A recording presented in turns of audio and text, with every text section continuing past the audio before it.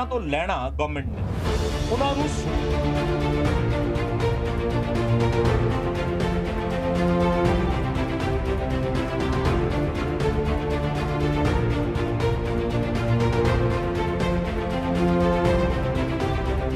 ਦਾ ਮਜ਼ਬੂਤ ਚੌਥਾ ਸਤੰਭ ਤੇ ਅਫਸੋਸ ਇਸ ਗੱਲ ਦਾ ਕਿ ਇਸ ਮਜ਼ਬੂਤ ਪਿਲਰ ਨੂੰ ਕੱਲ ਪੰਜਾਬ ਵਿਧਾਨ ਸਭਾ ਦੇ ਅੰਦਰ ਜਾਣ ਤੋਂ ਜਿਹੜੇ ਨੈਗੇਟਿਵ ਸੀਗੇ ਲੋਕ, ਜਿਹੜੇ ਰਿਪੋਰਟਰ ਜਿਨ੍ਹਾਂ ਦੀ ਰਿਪੋਰਟ ਨੈਗੇਟਿਵ ਸੀਗੀ, ਉਹਨਾਂ ਨੂੰ ਵੀ ਅੰਦਰ ਜਾਣ ਤੋਂ ਰੋਕ ਦਿੱਤਾ ਗਿਆ। ਮੈਂ ਸਪੀਕਰ ਸਾਹਿਬ ਨੂੰ ਪੁੱਛਿਆ ਕਿ ਆਇਆ ਕਿ ਤੁਹਾਡਾ ਕਰੋਨਾ ਬਿਮਾਰੀ ਦੇ ਨਾਲ ਕੋਈ ਐਗਰੀਮੈਂਟ ਹੋਇਆ ਗਵਰਨਮੈਂਟ ਦਾ, ਜਾਂ ਸਪੀਕਰ ਸਾਹਿਬ ਤੁਹਾਡਾ ਕੋਈ ਇਕਰਾਰਨਾਮਾ ਹੋਇਆ ਕਰੋਨਾ ਦੇ ਨਾਲ ਵੀ ਸ਼ਾਮ ਨੂੰ 7 ਵਜੇ ਤੋਂ 5 ਵਜੇ ਤੱਕ ਕਰੋਨਾ ਦੇ ਨਾਲ ਸੰਧੀ ਆ ਤੁਹਾਡੀ, ਵੀ ਇਹ ਸਮੇਂ ਦੇ ਵਿੱਚ ਨਾ ਬਾਹਰ ਨਿਕਲੋ, ਮੈਂ ਚੁੰਬੜ ਜਾਊਂਗਾ, ਦਿਨੇ ਤੁਰੇ ਫਿਰੋ, ਜਾਂ ਤੁਸੀਂ ਇੱਕ ਦਿਨ ਦਾ ਸੈਸ਼ਨ 'ਚ ਇੱਕ ਦਿਨ ਦੀ ਜਗ੍ਹਾ 2 ਦਿਨ 5 ਦਿਨ 10 ਦਿਨ ਦਾ ਤੇ ਮੈਂ ਚੁੰਬੜ ਜਾਊਂਗਾ, ਜਾਂ ਜੇ ਪੱਤਰਕਾਰ ਅੰਦਰ ਆਏ ਤੇ ਮੈਂ ਸਾਰਿਆਂ ਨੂੰ ਚੁੰਬੜ ਜਾਊਂਗਾ। ਸੋ ਮੈਨੂੰ ਅਫਸੋਸ ਤੇ ਦੁੱਖ ਇਸ ਗੱਲ ਦਾ ਕਿ ਕੱਲ ਡੈਮੋਕ੍ਰੈਟਿਕ ਟੈਂਪਲ ਦੇ ਅੰਦਰ ਪੰਜਾਬ ਵਿਧਾਨ ਸਭਾ, ਜਿੱਥੇ ਇੱਕ ਲੈਜਿਸਲੇਚਰ 2.5 ਲੱਖ ਲੋਕਾਂ ਦੀ ਆਵਾਜ਼ ਲੈ ਕੇ ਜਾਂਦਾ ਤੇ ਉਹ ਆਵਾਜ਼ ਨੇ ਅੰਦਰ ਲੋਕਾਂ ਪ੍ਰਤੀ, ਸੂਬੇ ਪ੍ਰਤੀ ਕੀ ਗੱਲਾਂ ਕੀਤੀਆਂ, ਉਹ ਲੋਕਾਂ ਤੱਕ ਲਿਜਾਣ ਵਾਲਾ ਜਿਹੜਾ ਮੀਡੀਆ ਆਊਟ ਸੀ, ਮੈਨੂੰ ਇਸ ਗੱਲ ਦਾ ਦੁੱਖ ਤੇ ਅਫਸੋਸ ਹੈ। ਸੋ ਦੋਸਤੋ, ਬੜਾ ਰਿਣੀ ਕੱਲ ਲੋਕ ਇਨਸਾਫ ਪਾਰਟੀ ਨੇ ਪੰਜਾਬ ਵਿਧਾਨ ਸਭਾ ਦੇ ਅੰਦਰ ਉਸ ਇਸ਼ੂ ਦੇ ਉੱਤੇ ਜਿਹੜਾ ਪੰਜਾਬ ਦੇ ਅੰਦਰ ਦਲਿਤ ਵਿਦਿਆਰਥੀਆਂ ਦੇ ਭਵਿੱਖ ਨੂੰ ਰੋਸ਼ਨ ਕਰਨ ਵਾਸਤੇ ਕੇਂਦਰ ਸਰਕਾਰ ਨੇ scheme post matric scholarship start ਕੀਤੀ, ਐਂਡ ਮੇਰੇ ਕੋਲੇ ਜਰਨੈਲ ਨੰਗਲ ਜੀ ਜਿਹੜੇ ਪੋਸਟ ਮੈਟ੍ਰਿਕ ਸਕਾਲਰਸ਼ਿਪ ਤੇ ਬੱਗਾ ਜੀ, ਮਨਵਿੰਦਰ ਗਿਆਸਪੁਰਾ ਜੀ, ਸਨੀ ਕੈਂਥ ਜੀ, ਸਾਰੇ ਦੋਸਤ ਜਿਹੜੇ ਬੜੇ ਤਕੜੇ ਹੋ ਕੇ ਪਹਿਰਾ ਲਾਉਂਦੇ ਆ ਦਲਿਤ ਵਿਦਿਆਰਥੀਆਂ ਦੀ ਹਕੂਕ ਦੀ ਰਾਖੀ ਵਾਸਤੇ। ਮੈਂ ਖੁਦ ਪੰਜਾਬ ਵਿਧਾਨ ਸਭਾ ਦਾ ਸੈਸ਼ਨ ਛੱਡ ਸਕਦਾ, ਕੋਈ ਧੀ ਦਲਿਤ ਪਰਿਵਾਰ ਦੀ ਮੈਨੂੰ ਕਾਲ ਕਰੇ ਵੀ ਅੰਕਲ ਮੈਂ ਸੁਈਸਾਈਡ ਕਰ ਲੈਣਾ, ਮੈਨੂੰ ਕਾਲਜ ਵਾਲੇ ਪੇਪਰ ਨਹੀਂ ਦੇਣ ਦੇ ਰਹੇ। ਸੋ ਅਸੀਂ ਉਹਨਾਂ ਲੋਕਾਂ ਦੇ ਵਿੱਚੋਂ, ਮੈਂ ਕਹਾਂਗਾ, ਅਵਲ ਅੱਲਾ ਨੂਰ ਪਾਇਆ ਕੁਦਰਤ ਕੇ ਸਭ ਬੰਦੇ, ਏਕ ਨੂਰ ਤੇ ਸਭ ਜਗ ਉਪਜਾ ਕੌਣ ਭਲੇ ਕੋ ਮੰਦੇ, मानस की जात सब एक को पहचान वो, एक पिता एक उसके हम बारिक। पर जे सरकार ने कोई स्कीम शुरू की है दलित विद्यार्थी दे भविख नूं रोशन करने वास्ते, ਉਹਦੇ ਉੱਤੇ ਇੱਕ ਵੱਡਾ ਸਕੈਮ ਹੋ ਜਵੇ। ਤੇ ਦੋਸਤੋ, ਕਈ ਵਾਰੀ ਸਕੈਮ ਕੀ ਹੁੰਦਾ, ਜਿਹੜੇ ਆਪੋਜੀਸ਼ਨ ਦੇ ਵਿੱਚ ਬੈਠੇ ਲੋਕ ਆ, ਅਸੀਂ ਸ਼ੈਡੋ ਆਫ ਗਵਰਨਮੈਂਟ ਆ, ਅਸੀਂ ਸਰਕਾਰ ਦਾ ਪਰਛਾਵਾਂ, ਸਾਨੂੰ ਲੋਕਾਂ ਨੇ ਜ਼ਿੰਮੇਵਾਰੀ ਜੇ ਆਪੋਜੀਸ਼ਨ ਦੀ ਦਿੱਤੀ ਹੈ ਤੇ ਅਸੀਂ ਟ੍ਰੈਜ਼ਰੀ ਬੈਂਚਸ ਦਾ ਪਰਛਾਵਾਂ ਬਣ ਕੇ ਚੱਲਣਾ, ਗਵਰਨਮੈਂਟ ਦਾ ਪਰਛਾਵਾਂ ਬਣ ਕੇ ਚੱਲਣਾ। ਸਾਡਾ ਧਰਮ ਹੈ ਆਪੋਜੀਸ਼ਨ ਧਰਮ, ਕਈ ਵਾਰੀ ਅਸੀਂ ਐਕਸਪੋਜ਼ ਕਰਦੇ ਹਾਂ, ਪਰ ਇਸ ਵਾਰ ਜਿਹੜਾ ਐਕਸਪੋਜ਼ਰ ਹੈ ਉਹ ਕਿਸੇ ਆਪੋਜੀਸ਼ਨ ਲੀਡਰ ਨੇ ਨਹੀਂ ਕੀਤਾ। ਮੇਰੇ ਕੋਲੇ ਰਿਪੋਰਟ ਹੈਗੀ ਆ ਇੱਕ ਸੀਨੀਅਰ IAS ਅਫੀਸਰ ਦੀ ਰਿਪੋਰਟ, ਮਿਸਟਰ ਕਿਰਪਾ ਸ਼ੰਕਰ ਜੀ ਦੀ, ਜਿਹੜੇ ਐਡੀਸ਼ਨਲ ਚੀਫ ਸੈਕਟਰੀ ACS ਹੈਗੇ ਆ ਵੈਲਫੇਅਰ ਡਿਪਾਰਟਮੈਂਟ ਦੇ, ਉਹਨਾਂ ਦੀ ਰਿਪੋਰਟ ਆ, ਇਹ ਦੇਖ ਸਕਦੇ ਹੋ। ਮੈਂ ਕੱਲ ਇਸ ਰਿਪੋਰਟ ਨੂੰ ਲੈ ਕੇ ਲੋਕ ਇਨਸਾਫ ਪਾਰਟੀ ਦੇ ਦੋਨੋਂ ਵਿਧਾਇਕਾਂ ਨੇ ਬੈਲ ਦੇ ਵਿੱਚ ਧਰਨਾ ਦਿੱਤਾ। ਤਕਰੀਬਨ 35-40 ਮਿੰਟ ਅਸੀਂ ਨਾਅਰੇਬਾਜ਼ੀ ਕੀਤੀ ਕਿ ਕੈਪਟਨ ਸਾਹਿਬ ਤੁਸੀਂ ਸਟੇਟਮੈਂਟ ਦਿਓ ਇਹਦੇ ਤੇ, ਅਸੀਂ ਡਿਸਮਿਸਲ ਮੰਗਦੇ ਹਾਂ ਸਰਦਾਰ ਸਾਧੂ ਸਿੰਘ ਧਰਮਸੋਤ, ਜਿਨ੍ਹਾਂ ਦੇ ਉੱਤੇ ਇੱਕ senior IAS officer additional chief secretary ਨੇ ਦੋਸ਼ ਲਾਏ ਆ। ਰਿਟਨ ਦੇ ਵਿੱਚ ਚੀਫ ਸੈਕਟਰੀ ਤੁਹਾਡੀ ਸਰਕਾਰ ਨੂੰ ਰਿਪੋਰਟ ਭੇਜੀ ਹੈ ਕਿ ਗਬਨ ਹੋ ਗਿਆ, ਕਿਉਂਕਿ ਫੰਡ ਜਿਹੜੇ ਸੈਂਟਰਲ ਗਵਰਨਮੈਂਟ ਦੇ ਆ, ਇਹ ਸਟੇਟ ਦੇ ਫੰਡਸ ਨਹੀਂ, ਪੰਜਾਬ ਪੁਲਿਸ ਦੀ ਦਖਲਅੰਦਾਜ਼ੀ ਨਹੀਂ। ਜਿੱਥੇ ਕੇਂਦਰ ਦੇ ਫੰਡਾਂ ਦੀ ਦੁਰਵਰਤੋਂ ਜਾਂ ਘਪਲਾ ਹੋਏਗਾ, ਉੱਥੇ ਅਧਿਕਾਰ ਖੇਤਰ ਜੁਰੀਡਿਕਸ਼ਨ ਓਨਲੀ CBI ਦੀ ਹੈ।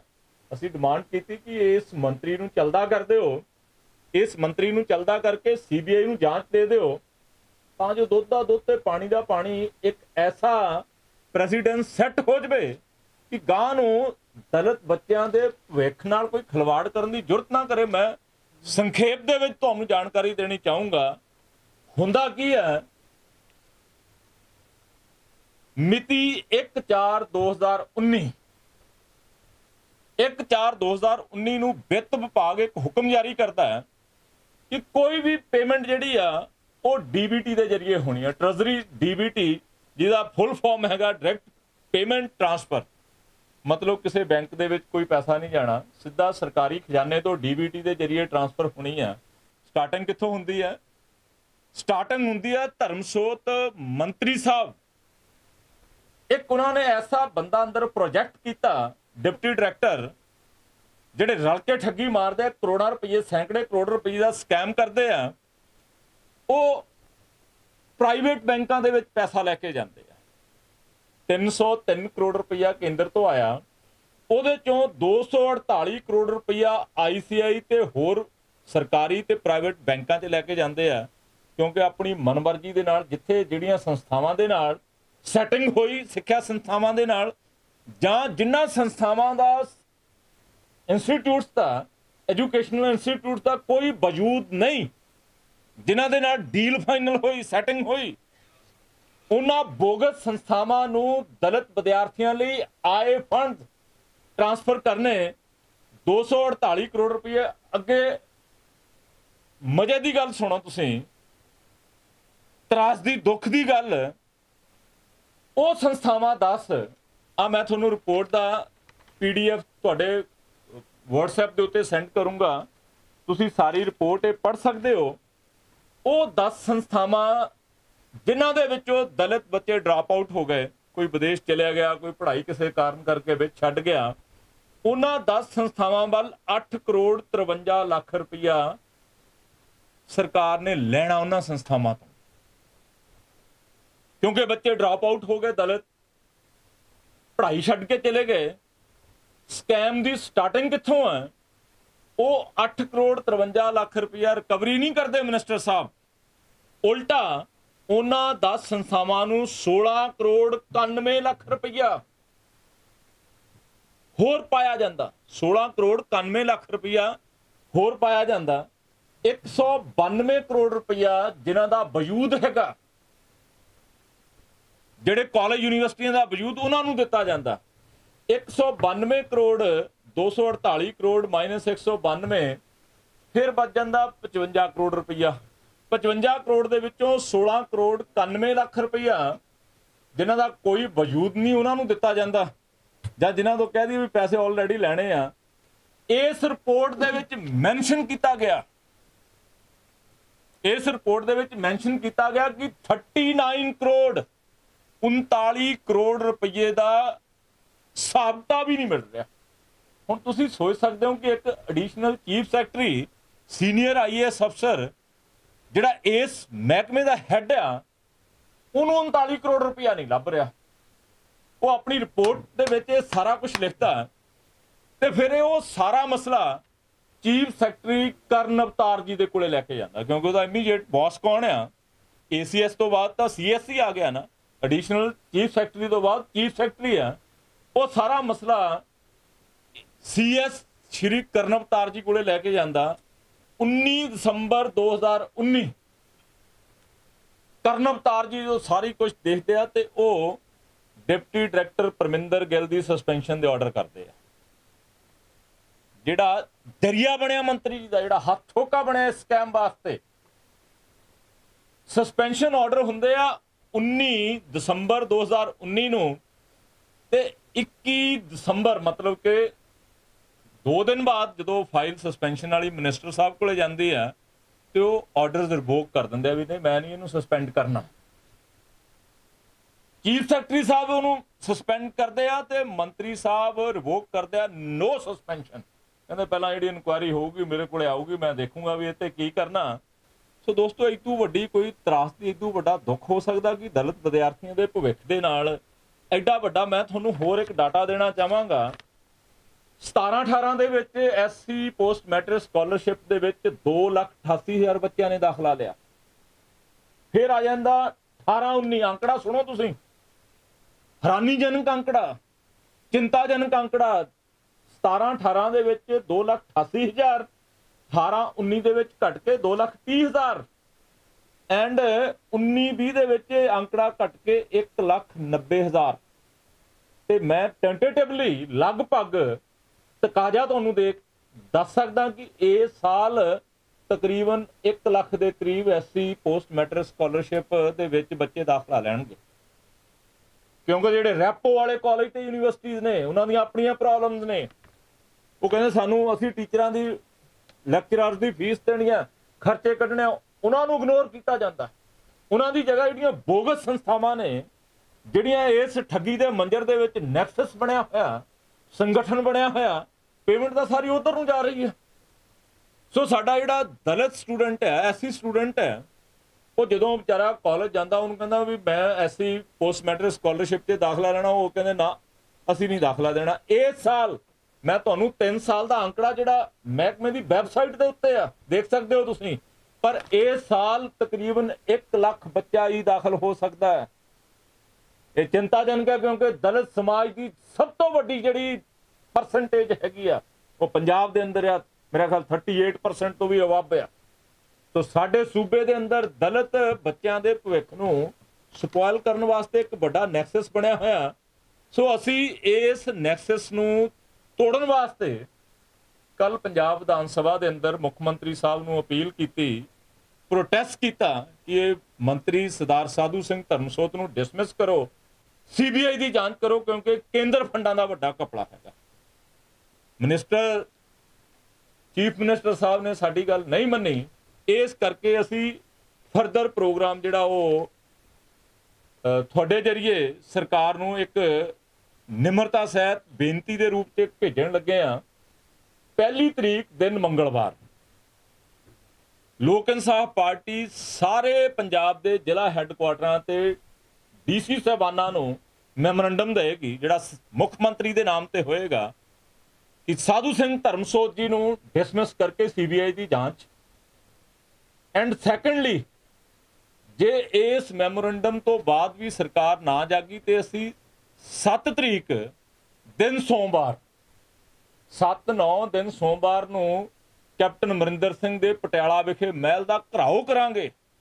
ਐਂਡ ਅਸੀਂ ਉਹ ਦਲਿਤ ਬੱਚੇ ਬੱਚੀਆਂ ਜਿਨ੍ਹਾਂ ਦੇ ਬਾਪ ਰੇੜਾ ਰਿਕਸ਼ਾ ਚਲਾਉਂਦੇ ਆ, ਜਿਨ੍ਹਾਂ ਦੇ ਬਾਪ ਦਿਹਾੜੀ ਕਰਦੇ ਆ, ਜਿਨ੍ਹਾਂ ਦੇ ਕੋਲੇ ਟੈਲੈਂਟ ਹੈਗਾ ਪੜ੍ਹਾਈ ਦਾ, ਪਰ ਉਹਨਾਂ ਦੇ ਬਾਪ, ਉਹਨਾਂ ਦੇ ਪੇਰੈਂਟਸ ਕੋਲੇ ਪੈਸੇ ਨਹੀਂ, ਅਸੀਂ ਉਹਨਾਂ ਬੱਚਿਆਂ ਨੂੰ ਵੀ ਨਾਲ ਲੈ ਕੇ ਜਾਵਾਂਗੇ। ਜੇ ਕੋਈ ਜ਼ਬਰ ਤੇ ਜ਼ੁਲਮ ਦੀ ਡਾਂਗ ਵੱਜੇਗੀ, ਪਹਿਲਾਂ ਸਾਡੇ ਸਿਰ ਦੇ ਵਿੱਚ, ਅਸੀਂ ਡਾਂਗਾ ਖਾਵਾਂਗੇ। ਅਸੀਂ ਜ਼ਬਰ ਤੇ ਜ਼ੁਲਮ ਸਰਕਾਰ ਦਾ ਚੱਲਾਂਗੇ, ਪਰ ਅਸੀਂ ਕਦਾਚਿਤ ਵੀ ਇਸ ਘਪੜੇਬਾਜ਼ ਮਿਨਿਸਟਰ ਨੂੰ ਕੁਰਸੀ ਦੇ ਉੱਤੇ ਨਹੀਂ ਰਹਿਣ ਦੇਵਾਂਗੇ, ਚਾਹੇ ਸਾਨੂੰ ਸੁਪਰੀਮ ਕੋਰਟ ਜਾਣਾ ਪਵੇ ਤੇ ਚਾਹੇ ਹਾਈ ਕੋਰਟ ਜਾਣਾ ਪਵੇ, ਅਸੀਂ ਜ਼ਰੂਰ ਜਾਵਾਂਗੇ।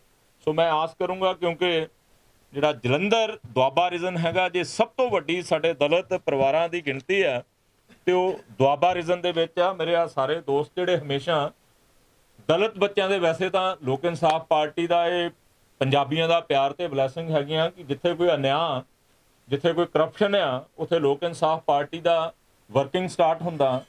ਕੱਲ ਸਭ ਤੋਂ ਵੱਡੀ ਪ੍ਰਾਪਤੀ ਲੋਕ ਇਨਸਾਫ ਪਾਰਟੀ ਨੇ ਇੱਕ ਸੰਘਰਸ਼, ਜਿਹੜਾ 300 ਕਿਲੋਮੀਟਰ ਸਾਈਕਲ ਯਾਤਰਾ ਖੇਤੀ ਸੁਧਾਰ ਆਰਡੀਨੈਂਸ ਦੇ ਬਰਖਲਾਫ, ਸਾਡਾ ਫੈਡਰਲਿਜ਼ਮ ਕੰਟਰੀ ਆ, ਸਾਡਾ ਸੰਘੀ ਢਾਂਚਾ ਮੁਲਕ ਹੈਗਾ, ਸੰਘੀ ਢਾਂਚਾ ਦੇ ਵਿੱਚ ਰਾਜਾਂ ਤੇ ਕੇਂਦਰ ਦੀਆਂ ਸ਼ਕਤੀਆਂ ਦੀ ਵੰਡ ਹੋਈ ਆ। ਮੋਦੀ ਸਾਹਿਬ ਦੇ ਜਿਹੜੇ ਖੇਤੀ ਸੁਧਾਰ ਆਰਡੀਨੈਂਸ ਹੈਗੇ, sorry to say, doctor Bhim Rao Ambedkar Sahib ਜਿਹੜੇ ਸਾਨੂੰ ਸੰਵਿਧਾਨ ਦੇ ਕੇ ਗਏ ਆ, ਉਹਦੇ 7ਵੇਂ ਸ਼ਡਿਊਲ ਦੀ 14ਵੀਂ ਐਂਟਰੀ ਐਗਰੀਕਲਚਰ ਐਂਡ 26ਵੀਂ ਐਂਟਰੀ ਐਗਰੀਕਲਚਰ ਗੁਡਸ ਦਾ ਮਾਰਕੀਟਿੰਗ, ਉਹ ਸਟੇਟ ਸਬਜੈਕਟ ਹੈਗਾ, ਉੱਤੇ ਮੋਦੀ ਸਾਹਿਬ ਨਹੀਂ ਕੋਈ ਕਾਨੂੰਨ ਬਣਾ ਸਕਦੇ, ਪਰ ਉਹ ਫੈਡਰਲਿਜ਼ਮ ਨੂੰ ਚੈਲੰਜ ਕਰਦੇ ਆ, ਉਹ ਸਾਡੇ ਸੰਘੀ ਢਾਂਚੇ ਨੂੰ ਚੈਲੰਜ ਕਰਦੇ ਆ। ਅਸੀਂ ਸੰਘੀ ਢਾਂਚੇ ਨੂੰ ਮਜ਼ਬੂਤ ਕਰਨ ਵਾਲੇ ਲੋਕ ਹਾਂ ਕਿ ਸਾਡਾ ਦੇਸ਼ ਮਜ਼ਬੂਤ ਹੋਵੇ, ਸਾਡਾ ਉਹ ਸੰਵਿਧਾਨ ਜਿਹੜਾ ਇਸ ਦੇਸ਼ ਨੂੰ ਮਜ਼ਬੂਤੀ ਵਾਲੇ ਪਾਸੇ ਲੈ ਕੇ ਜਾਂਦਾ, ਉਹ 'ਚ ਛੇੜਛਾੜ ਨਾ ਹੋਵੇ।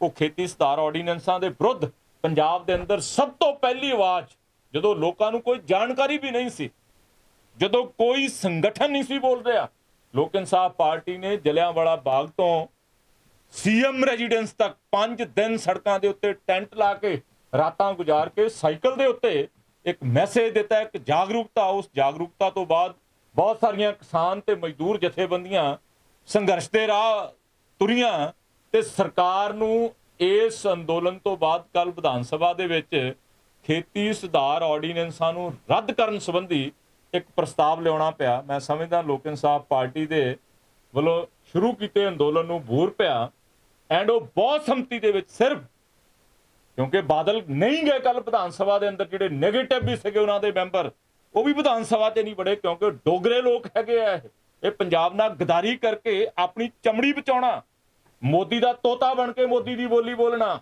ਇਹਨਾਂ ਦੀ ਇੱਕ ਮਜਬੂਰੀ ਬਣੀ ਹੋਈ ਆ। ਉਹ ਪਾਰਟੀ ਜਿਹੜੀ ਕਿਸੇ ਸਮੇਂ ਰਾਜਾਂ ਦੇ ਵੱਧ ਅਧਿਕਾਰਾਂ ਦੀ ਲੰਬੜਦਾਰ ਵਜੋਂ ਜਾਣੀ ਜਾਂਦੀ ਸੀ, ਆਊਟ ਹੋ ਗਈ। ਮੈਂ ਬੀਜੇਪੀ ਦੇ ਦੋਨੋਂ ਐਮਐਲਏ ਸਾਹਿਬਾਨਾਂ ਨੂੰ ਬੇਨਤੀ ਕੀਤੀ ਵੀ ਤੁਸੀਂ ਪੰਜਾਬੀ ਹੋ ਯਾਰ। ਮੋਦੀ ਸਾਹਿਬ ਦੀ ਇਸ ਪੰਜਾਬ ਪ੍ਰਤੀ ਜਿਹੜੀ ਸੰਘੀ ਢਾਂਚੇ ਨੂੰ ਤੋੜਨ ਵਾਲੇ ਖੇਤੀ ਸੁਧਾਰ ਆਰਡੀਨੈਂਸਾਂ ਦੀ ਗੱਲ ਹੈ, ਤੁਸੀਂ ਵੀ ਅੱਜ ਸ਼ਾਮਲ ਹੋ ਜਾਓ ਨਾਲ ਸਾਰਿਆਂ ਦੇ। ਬਹੁਤ ਸੰਮਤੀ ਦੀ ਜਗ੍ਹਾ ਸਰਬ ਸੰਮਤੀ ਸ਼ਬਦ ਆ ਸਕਦਾ ਜੇ ਤੁਸੀਂ ਦੋਨੋਂ ਸਹਿਮਤ ਹੋ ਜਾਓ, ਪਰ ਉਹ ਨਹੀਂ ਸਹਿਮਤ ਹੋਏ। ਸੋ ਮੈਂ ਇਹ ਕਹੂੰਗਾ ਕਿ ਲੋਕ ਇਨਸਾਫ ਪਾਰਟੀ ਦਾ ਵਿੱਢਿਆ ਹੋਇਆ ਖੇਤੀ ਸੁਧਾਰ ਆਰਡੀਨੈਂਸਾਂ ਦੇ ਬਰਖਲਾਫ ਸੰਘਰਸ਼ ਸਫਲਤਾਪੂਰਵਕ ਸਰਕਾਰ ਨੂੰ ਪੰਜਾਬ ਦੇ ਲੋਕਾਂ ਦੇ ਰੋਹ ਤੋਂ ਡਰਦੇ ਹੋਏ ਪ੍ਰਸਤਾਵ ਰੂਪ ਲਿਆ ਕੇ ਉਹਨੂੰ ਰੱਦ ਕਰਨਾ ਪਿਆ। ਮੈਂ ਸਰਕਾਰ ਦਾ, ਮੁੱਖ ਮੰਤਰੀ ਦਾ ਇਸ ਗੱਲੋਂ ਰਿਣੀ ਹੈਗਾ। ਬਹੁਤ ਬਹੁਤ ਧੰਨਵਾਦ ਤੁਹਾਡਾ।